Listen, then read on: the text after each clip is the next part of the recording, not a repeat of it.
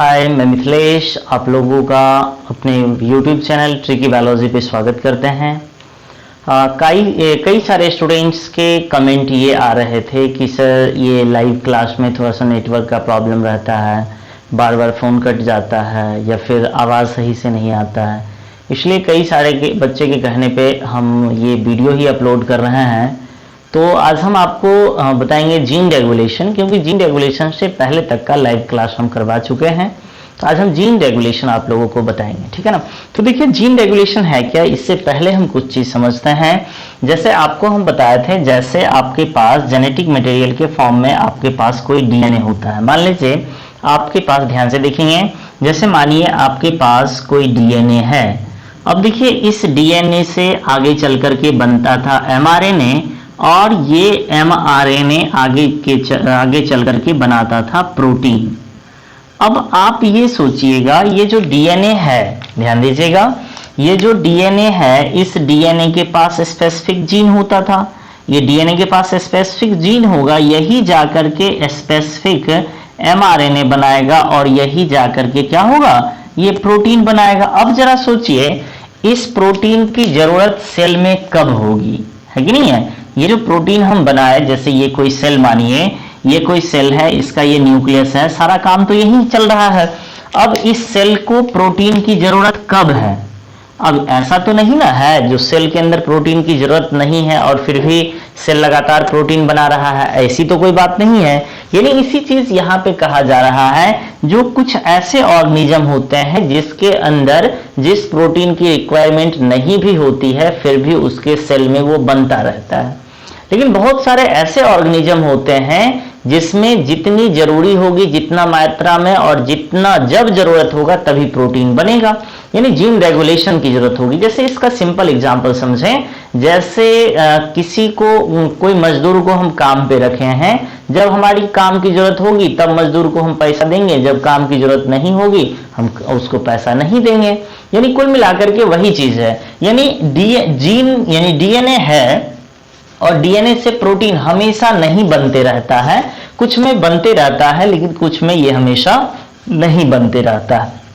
यानी मेरे कहने का मतलब, जब सेल में इस प्रोटीन की रिक्वायरमेंट होगी तभी बनेगा। इसका मतलब क्या, इस जीन को जब सूचना होगी तो बनेगा, और जब इसकी जरूरत नहीं होगी तो नहीं बनेगा। यही होगा जीन रेगुलेशन।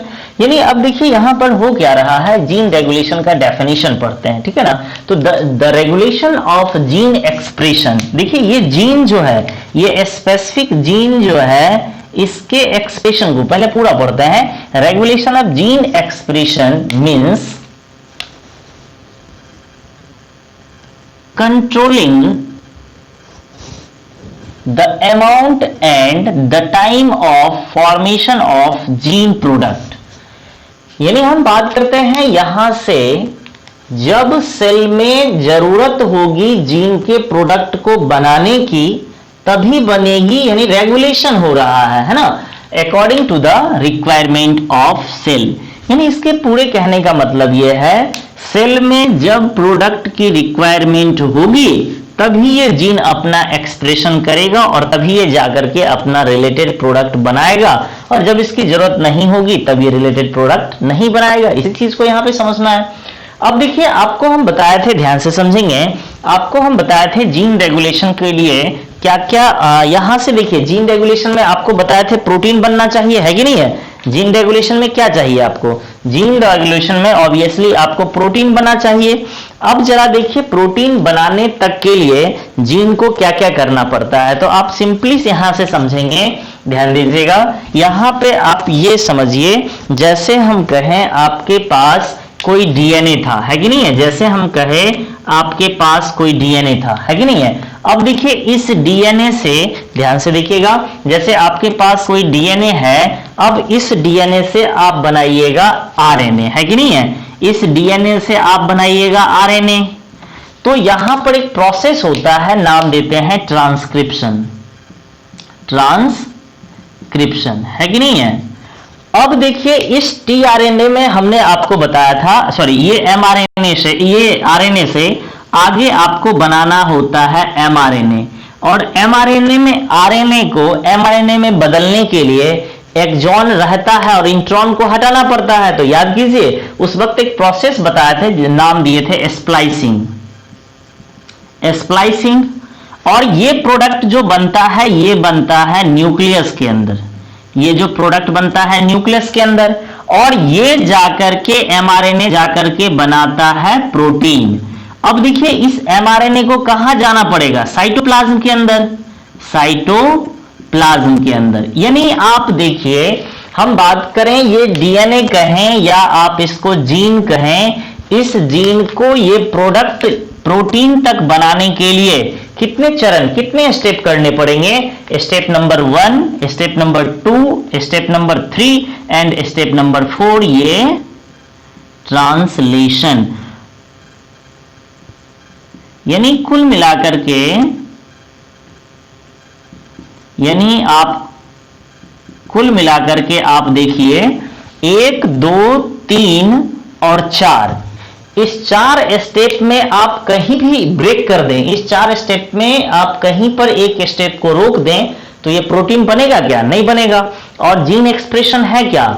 सेल में रिक्वायरमेंट के बेस पे प्रोटीन को बनने देना, यानी जीन को एक्सप्रेस होने देना और जीन को रोक देना, यही तो जीन रेगुलेशन है। अब देखिए इसमें से यदि आप ट्रांसक्रिप्शन को रोक देंगे, ट्रांसक्रिप्शन ही रुक गया तो आरएनए नहीं बनेगा, एमआरएनए नहीं बनेगा और प्रोटीन नहीं बनेगा। इसका मतलब प्रोटीन नहीं बनेगा। इसका मतलब किसी जीन का यदि ट्रांसक्रिप्शन यदि रोक दें तो ट्रांसक्रिप्शन लेवल पे भी जीन का रेगुलेशन हो सकता है। दूसरा समझे, होना हो यदि ट्रांसक्रिप्शन हो गया तो आरएनए बन गया। अब स्प्लाइसिंग यदि आप नहीं करिएगा तो एमआरएनए नहीं बनेगा, जब एमआरएनए नहीं बनेगा तो प्रोटीन नहीं बनेगा। इसका मतलब आप जीन का रेगुलेशन ट्रांसक्रिप्शन लेवल पे भी कर सकते हैं, स्प्लाइसिंग लेवल पे भी कर सकते हैं, नहीं प्रोसेसिंग लेवल यानी स्प्लाइसिंग लेवल पे भी कर सकते हैं। तीसरा चीज समझेंगे, तीसरा बात करते हैं, ये एमआरएनए जो होता है इसको न्यूक्लियस के अंदर ट्रांसफर किया जाता है। यदि एमआरएनए को न्यूक्लियस के अंदर ही छोड़ दिया जाए तो आगे ये साइटोप्लाज्म में नहीं जाएगा, और जब साइटोप्लाज्म में नहीं जाएगा तो ऑब्वियसली प्रोटीन नहीं बनेगा। इसका मतलब transfer of mRNA from nucleus to cytoplasm level पे भी रुक सकते हैं। और सबका मान लीजिए हो गया, यदि ट्रांसलेशन ही ना हो तो प्रोटीन नहीं बनेगा। यानी कुल मिलाकर के आप देखिए तो इस जीन का रेगुलेशन आप 4 लेवल पे कर सकते हैं। कौन कौन से लेवल पे? ट्रांसक्रिप्शन लेवल पे, स्प्लाइसिंग यानी प्रोसेसिंग लेवल पे, तीसरा transfer of mRNA from nucleus to cytoplasm level पे, और चौथा ट्रांसक्रिप्शन लेवल पे। इस चारों प्रोसेस में से कोई भी एक प्रोसेस यदि ब्रेक हो गया तो आगे जीन का रेगुलेशन हो जाएगा, जीन का एक्सप्रेशन रुक जाएगा और यही कहलाएगा जीन रेगुलेशन। ठीक है ना? तो चलिए आप लोग इसको लिखना है तो लिखिए, अगला टॉपिक हम आपको बताते हैं।